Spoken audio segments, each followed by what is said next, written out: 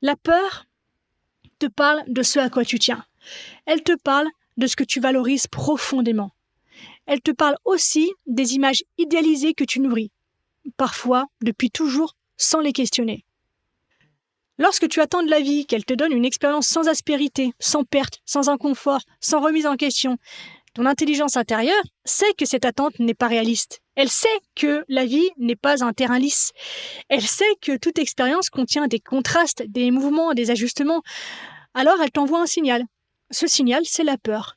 Non pas pour te punir, mais pour te ramener à quelque chose de plus vrai, de plus ancré, de plus vivant, une fois encore. La peur apparaît souvent quand tu poursuis une image de bonheur qui est trop étroite, trop fragile, trop conditionnée.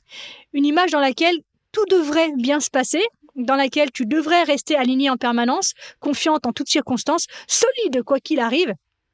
Et cette image, bien sûr, est séduisante, d'autant qu'elle est valorisée dans notre société. Mais elle est tellement irréelle. C'est un fantasme. Et plus tu t'y attaches, plus ton système intérieur va créer de la tension pour tenter de te ramener à l'équilibre. Et c'est là que le slow coaching prend tout son sens, non pas pour t'apprendre à être courageux ou courageuse, mais pour t'inviter à ralentir suffisamment pour voir ce que tu fais quand la peur apparaît. Quand tu ralentis, tu as le temps.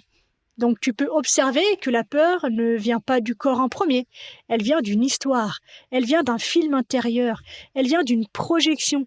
Et lorsque tu cesses de nourrir ce film, lorsque tu reviens au contact de ce qui est réellement là, déjà tu fais un sacré pas en avant et quelque chose se pose. Le souffle se modifie, la sudation diminue aussi, les épaules s'abaissent, le ventre se détend, le regard devient plus large, tu retrouves ta capacité de cognition.